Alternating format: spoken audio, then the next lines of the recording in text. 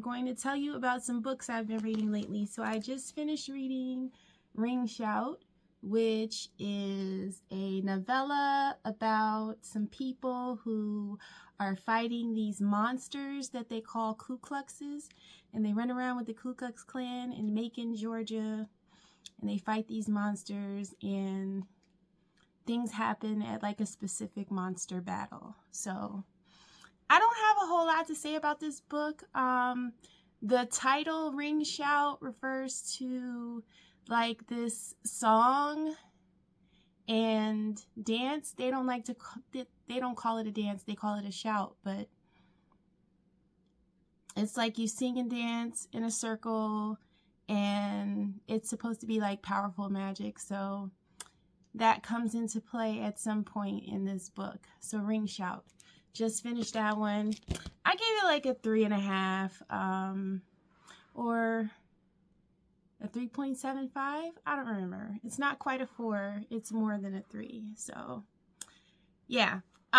So recently, what made me want to make this video today, which is going to be my first video, is a discussion I was having with another booktuber that I really like to watch.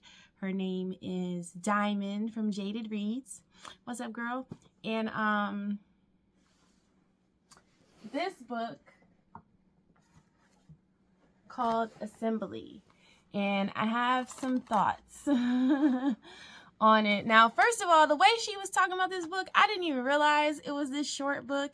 I read this book like 3 or 4 times. It took me like a week to read this book the first time, and then, you know, a few more times after that. But this story is, okay, the synopsis says that it's about a Black British woman preparing to attend a lavish garden party at her boyfriend's family estate.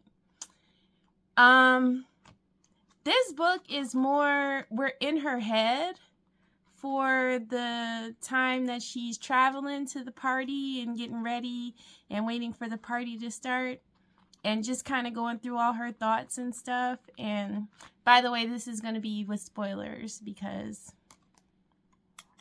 I really want to talk about this, what happens in this book. But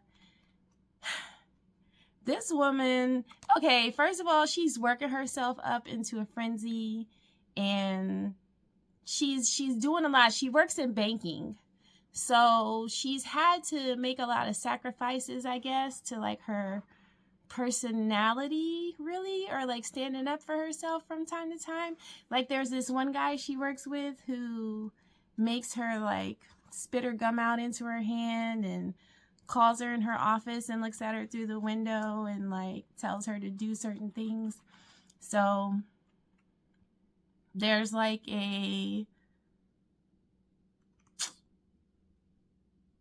like she's like, her dignity is been kind of not there for her during this climb up in her career. And she's actually been recently diagnosed with cancer. So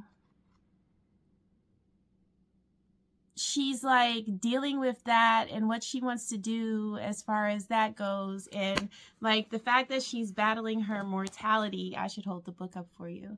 The fact that she's dealing with her mortality and like decision making as far as that goes makes her start to question other parts of her life. So the funny parts in this book were, I feel like she was her boyfriend's biggest op, because there were times when he would say something and she would totally like contradict him. Like there's a time in the beginning where he's like, oh, I haven't been very good company lately. And then her thoughts go to him, you know, laying in bed comfortably with her recently, or just him cuddling with her and watching a movie or something. So that was contradictory. And then how he says they when they met in college, but she's like, oh, I didn't really know, I knew of him, but I didn't know him in college. started running through parties after I got my job in finance, and my money got better, and I changed my look and my style, and I was walking different and everything. Now he want to say he know me because we was running around the same parties together. So what else does she do? There's times when she gets to the house and the mother, there's this one thing the mom does that really pisses me off. Like, she's like, oh, you know, can I help you guys set up for the party? And the lady's like, oh, well, hold on, because I marked it. What does she say? I don't know. I kind of hate it when people read to me in these videos, but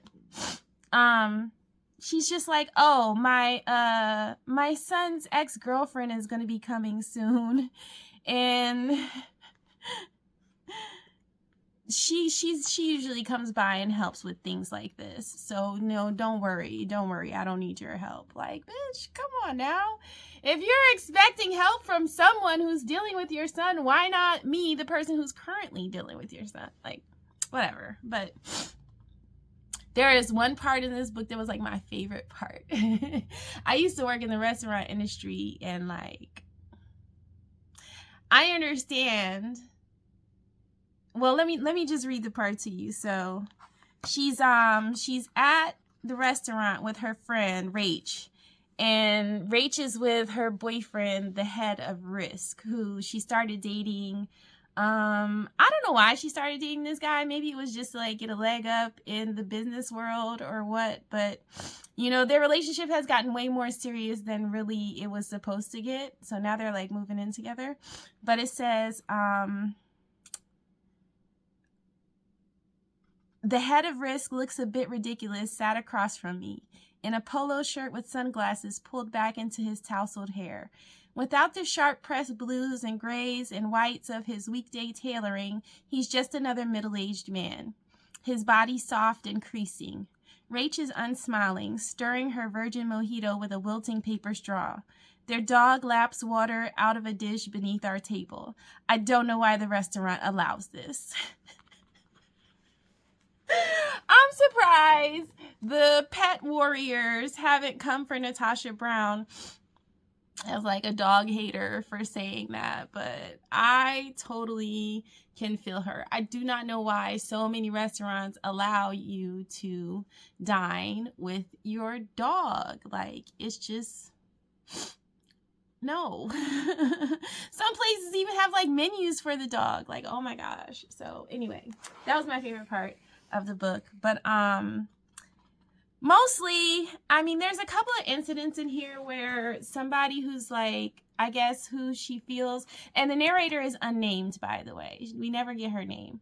And she feels like it's beneath her, people who are beneath her. Like, there's a panhandler at a train station who like calls her the N-word with the hard ER.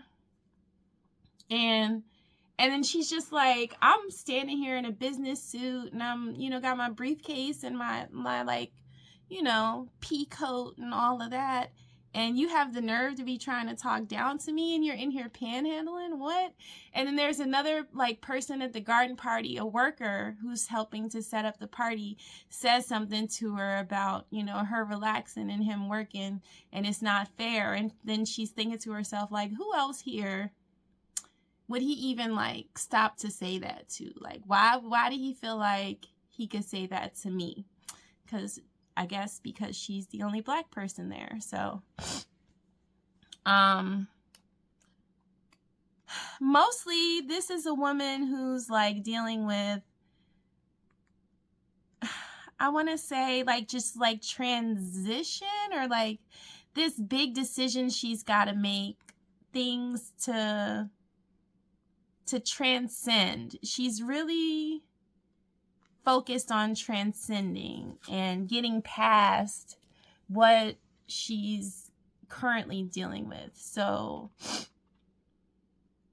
I don't know. There was just a lot of stuff in here that spoke to me, and it's a really small book. How many pages is this?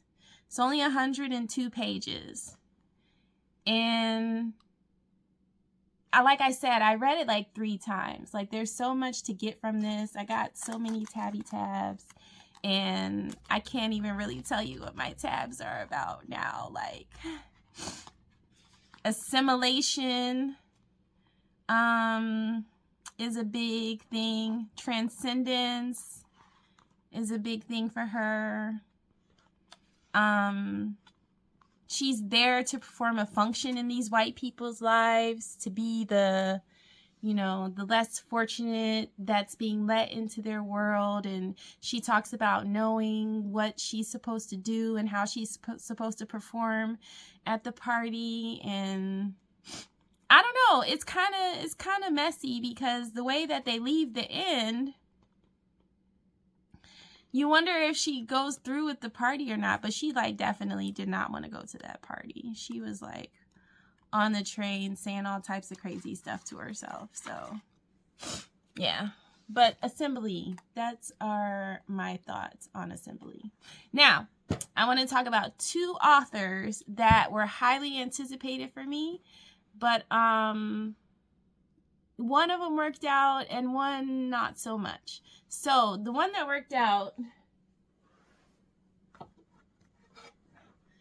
was Dark Matter by Blake Crouch. So I read this book earlier this week, and it was really cool. I usually don't get along with sci-fi, but it's just the, like, space opera sci-fi type stuff. Once you start talking about being on ships and in outer space and stuff like that, my eyes glaze over and I'm like, get me out of here, you know?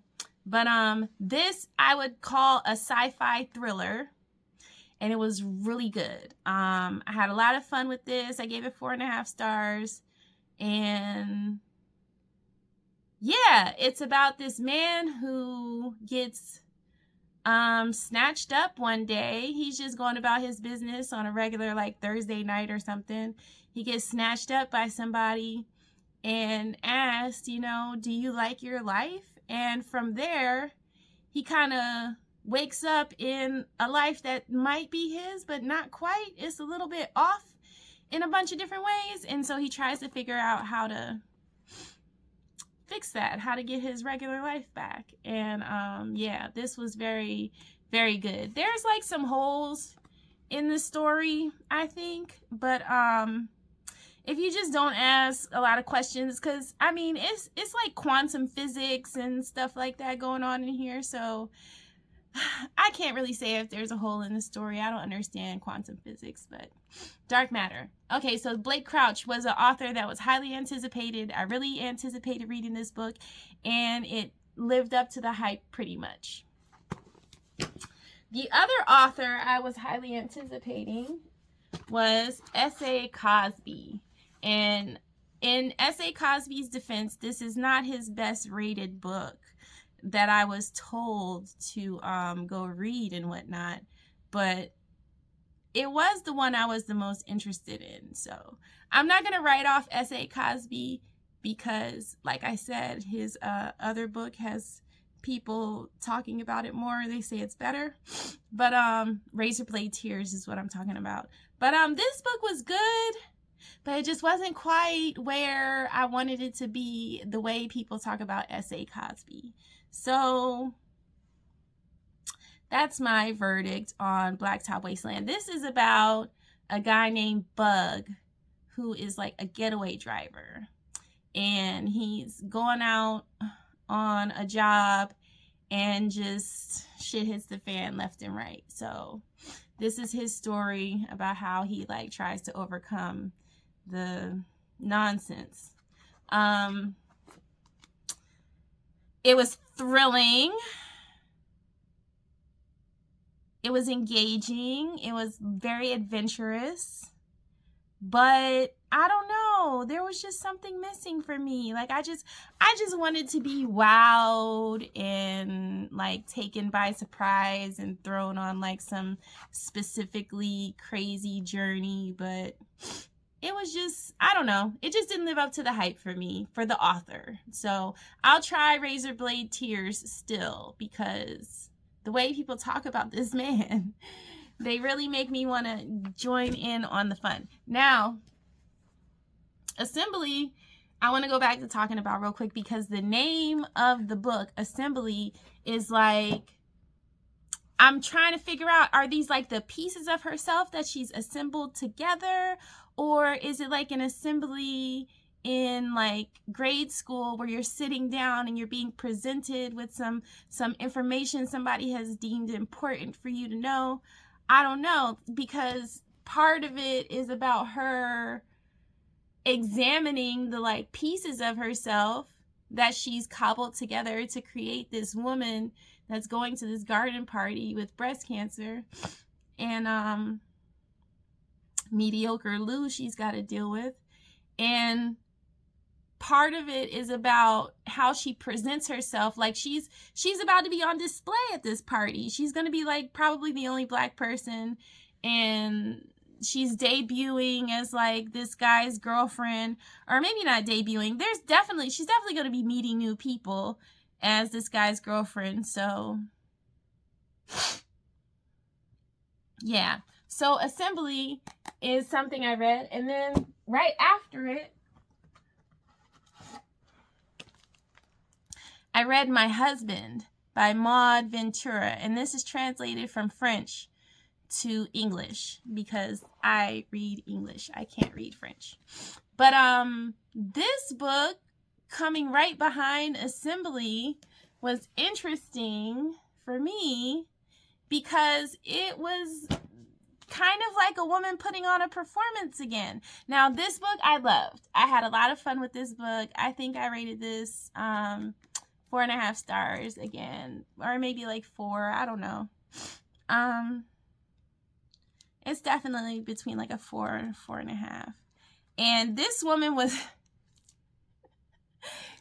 is another unnamed narrator, and she does not name her husband because that's her husband. All right. Like if my man was a book, it's this one right here.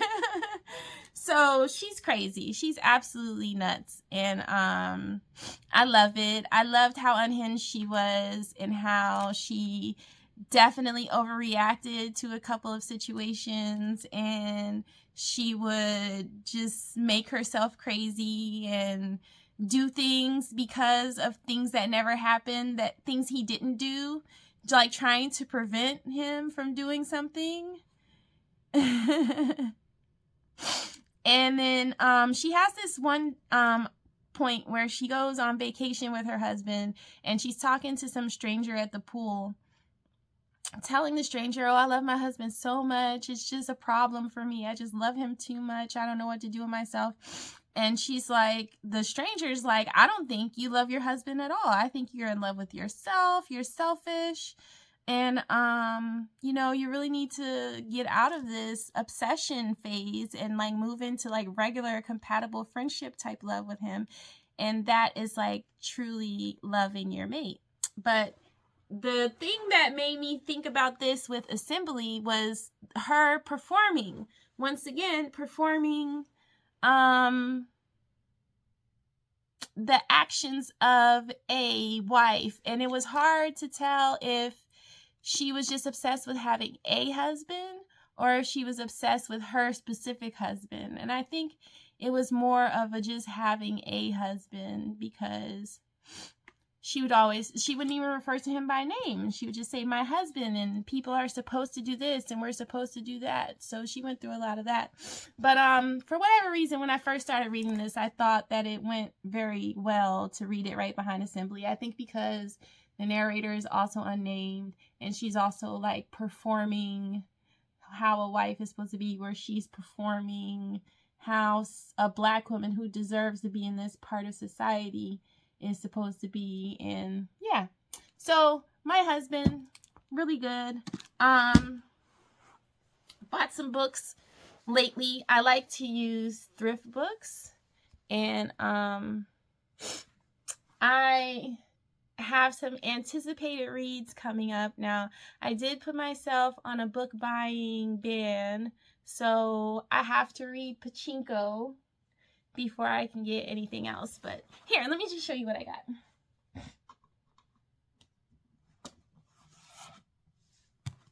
All right, so like I said, Pachinko, I have to read this before I can buy any more books. And I have a free book credit on in January that I have to use by the end of January. So I'm going to have to read that book before the end of the year. Widow by Nikki Turner. This is an author that I read from a long time ago, wrote one of my favorite books ever, A Hustler's Wife. So I just been searching for, you know, some affordable books by her on Thrift Books, and this one came up. I got Contact, and these books are kind of ugly, but that's fine. It's about reading the book, not looking at it.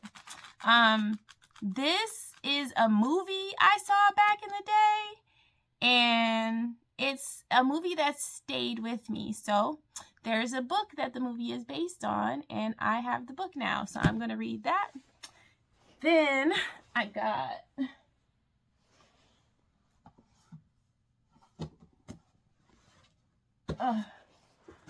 we're doing a book haul now. Diamond always talks about Elena Ferrante, so I got My Brilliant Friend just because yeah, I think we have like similar book tastes a lot, and except for 100 Years of Solitude. I don't know how you DNF that. That book is amazing, but whatever. My Brilliant Friend is something I'm going to give a try too. And then the other one she recommended that I picked up was Killers of the Flower Moon.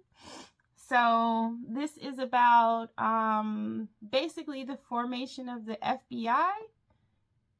How the FBI was formed, and what I guess one of their first cases was killing some Native Americans. So that's that. Some more hood lit. I got The Dope Man's Wife. I fully expect I'll be enjoying this quite a bit. That's by Jaquavius Coleman. Then Things Fall Apart by Chinua Achebe. I have been hearing about this book for years and years and years, and I just want to, I guess it's like a classic at this point, because what year was this? Copyright 1959. So I would consider this a classic. I would consider it a classic. Yeah, so I want to read this book. I got Bad Feminists by Roxane Gay.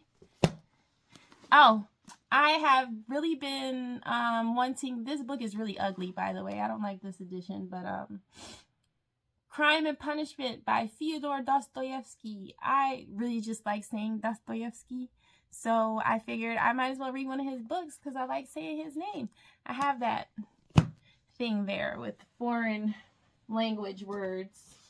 I picked up The Count of Monte Cristo. This one is ugly too. They had a different cover when I bought the book, but I guess this is what they ended up sending me. The Count of Monte Cristo is a thicky one, and it's like 1,500 pages, just under, and 1,450, just over 1,450. And I'm really looking forward to reading that because of how Bella from Throne of Pages talks about the Count of Monte Cristo. We got The Vanishing Half, which is a little bit thicker than I thought it was going to be. But, oh! Hey, you guys! I got a book with annotations in it! I'm so excited! Oh my gosh! I get to read somebody else's annotations. Okay, that's cool. And then, oh! These books I wanted to talk about. So, I heard about this book. Don't ask me how. And it's called The Street Illuminati Genesis of Monsters by David Garcia.